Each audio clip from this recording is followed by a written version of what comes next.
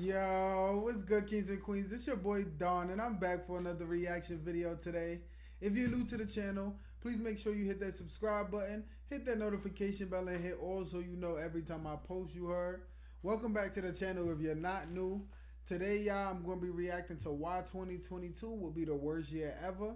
I reacted to why 2022 will be the best year ever in the last video you heard. Go check it out. I'm going to put it up here somewhere, or I'll put it at the end of the video. I also reacted to why 2021 will be the best and worst as well. So y'all go check those out. They all right before this video, you heard. So without further ado, let's get right into the video. Alright. If 2021 were a kind of food, it would be the durian fruit, the stinkiest fruit on the planet. But there's one thing worse than an everyday durian, and that's a rotten one. We're going to talk about mint. They be dead giving us intermission early, so we're gonna take it. Y'all go ahead, hit that like button, go down below right now, hit that subscribe button, and hit that notification bell. Go to the comments right now, y'all, and just say what up. Say whatever y'all want to say. Say yo. If y'all want me to react to a certain video, let me know in the comments below what y'all want me to react to. I know y'all hear them in the background going crazy right now. They just into it with each other right now. But anyway, let's get back into the video, son. Oh, we getting another 5 seconds? Alright, so I'm gonna give y'all another 5 seconds to get that right, you heard? Come on, y'all, it's free, you heard? I can't ask for nothing else. Like, literally, that's it. Just support, you heard? I appreciate y'all. People like Thank y'all. Who sells a course many things today, from serial killers to NASA's efforts to What? take out a killer asteroid. But we can't ignore the topic of a certain virus. So let's start with that.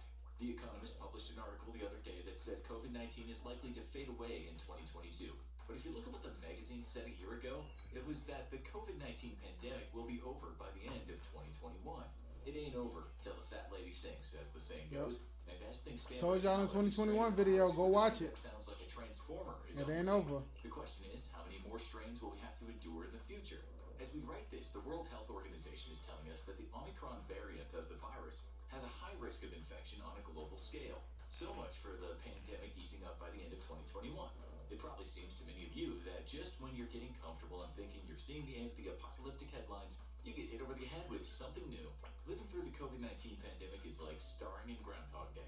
It's frankly depressing when late in 2021 you read the BBC website and see The Who saying things like, COVID-19 is not done with us. Omicron has an unprecedented number of spike mutations, some of which are concerning for their potential impact on the trajectory of the pandemic.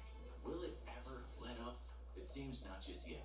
With The Who saying earlier this year that once the Greek alphabet has been exhausted, it might start naming new variants after constellations of stars. There are only 24 letters in the Greek alphabet, but there are 88 constellations.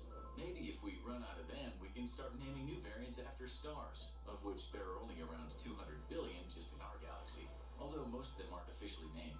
One scientist said the virus will get weaker over time, saying there's a limited amount of genetic variation that a virus genome can withstand and still remain easily transmitted. He said, in other words, a bottleneck will occur, and then during genome replication, it'll weaken. That's the good news. But the bad news is that it seems when the end of the year comes around, we will still be dealing with variants that could be dangerous enough to have the government announce more lockdowns. That in mind, we are sorry to inform you that social distancing, mask wearing, and even lockdowns are more than possible for next year. Right. We know what getting the virus does to the body, but how will lockdowns and distancing and general COVID stress affect us next year? We promise we'll talk about the lighter topic of world-ending killer asteroids soon. More bad news means more stress. This year, numerous news media were publishing stories with headlines similar to this one. U.S. adults report high stress levels since early days of the COVID-19 pandemic. And what does prolonged stress do to the body? It weakens our immune systems, can lead to heart disease, high blood pressure, as well as depression and anxiety. And what do some people do to deal with such stress?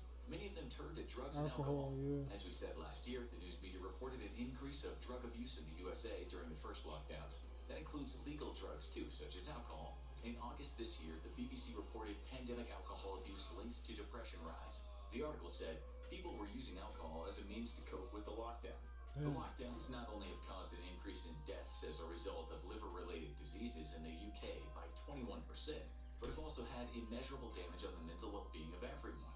So, unfortunately, what damage has been caused by lockdowns will present itself next year or over the following years. And because the stress of COVID is here to stay for a while, it's possible that much more damage will be done.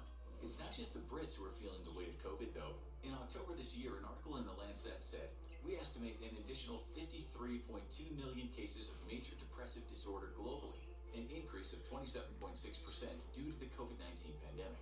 The pandemic has not only created new problems, but is making already existing problems worse. Earlier in the year, the media was saying the billionaires of the world got 54% richer, just as most of everyone else was suffering the hardships of the pandemic.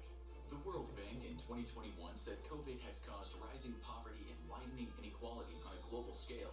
It said the poorest have been hit the worst and they haven't recovered what they've lost, while the people just above have recovered a bit, but are still on the losing side of average. One of the billionaires who had done well during the pandemic is Bill Gates, a man who'd been locked down at times in one of his palatial estates that had a total value of $170 million.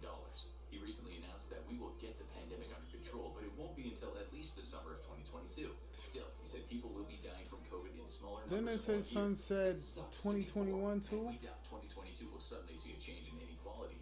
It will be another year in which we see the effects of job loss, savings loss, and general standard of living's loss, which, as you all know, can lead to mental health issues as well as sickness and instability in families. Some people turn to crime when life has kicked them in the face more than once. Yeah. One of the things we've seen a worrying rise in is cybercrime.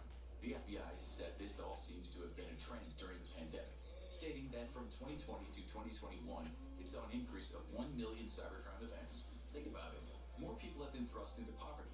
Meanwhile, during the lockdowns, Y'all better hold it down with them Twitter fingers, man. Buying stuff and doing their banking. Not to mention the increased number of people working from home and inputting sometimes sensitive data into their not-so-secure computers. It's the perfect storm. The FBI said the top crimes are online scams, saying scammers have been exploiting the COVID-19 pandemic. Be assured, this will likely get worse in 2022. Interpol had this to say about the rise in cybercrime. Cybercriminals are developing and boosting their attacks at an alarming pace, exploiting the fear and uncertainty caused by the unstable social and economical situation created by COVID-19. Staying with technology, has the pandemic helped push us further into a kind of Orwellian dystopia where Big Brother watches over us? Human Rights Watch warns us that governments might exploit the pandemic to instate authoritarian rule, saying that we might be walking into a kind of surveillance reality of unprecedented scale and intrusiveness. While the USA has for the most part pushed back against the use of surveillance tech, such as facial recognition software, the authorities want it very much. Other countries such as China and Russia have already been using this tech to monitor folks in the name of stopping the spread of the virus. But of course, monitoring us and telling us where we can and can't go might be for the greater good of mankind. After all, we need to get a handle on this virus. Nonetheless, in terms of general well-being, people don't usually like being tracked and traced and told where to stay all the time. As Human Rights Watch says, any deployment of technology should be rooted in human rights standards, centered on enabling people to live a dignified life. Let's face it though, in 2022, even if you want to go to certain places in the world, there will likely be some added restrictions. Again, this is for the greater good, but it certainly can't be seen as a positive in terms of how we live. All of these problems will become much more insignificant if Earth is hit by a killer asteroid. And in October 2022, one of them is going to get close to Earth. Well, at least close in the astronomical sense. Its name is Didymus. While that sounds like a cute Japanese cartoon character, even the asteroid's small 500-foot-wide satellite moon Dimorphos would be capable of wiping out some of our cities if it struck the Earth. Luckily, you don't need to worry too much. Neither Didymus nor Dimorphos will ever come within 3.5 million miles of Earth, which is over 14 times the distance between the Earth and the Moon. But even though there's no chance this one will lead to our own extinction event, NASA is still testing out deflection technology options in case we detect one that could hit in the future. Yo, who's doing this math right now? Something called the Double Asteroid Redirection Test, or DART, which was described by the New York Times as a 1,200-pound refrigerator that will intentionally collide with Dimorphos to change the asteroid's motion in space. This is a giant leap for mankind. As one scientist said, it's kind of a big milestone for our species, like the dinosaurs didn't have a DART mission. I'm dead. NASA says we don't have to be concerned about the mission going wrong. Apparently, even if it does, Earth should be okay. Since when DART makes its kinetic impact with Dimorphos, both the spacecraft and asteroid will be over 6 million miles away. But just knowing NASA is concerned enough about near-Earth objects. In the mission you heard, I'm not gonna lie. He using a lot of big words, but I know what he's saying. He's saying that a lot of things is gonna change, which I figured anyway. It's gonna be a lot of bigger things that we've never seen, I'm gonna assume, and I feel like a lot of money was made. It just wasn't made over here. So please help me make some money by pressing that like button and that subscribe button. Please, y'all. I appreciate it. Hit that notification bell. Hopefully I can get monetized, make some money here, man. Thank y'all, man. I appreciate it. Let's get back to the video, man. Thank y'all. I love y'all. Thank y'all for showing love, you heard? Thank y'all for staying tuned in too, you heard? Checks or NEOs impacting us, that they need to test our ability to knock them off course is a little bit terrifying, even if Didymus isn't going to be the one to wipe us off the planet.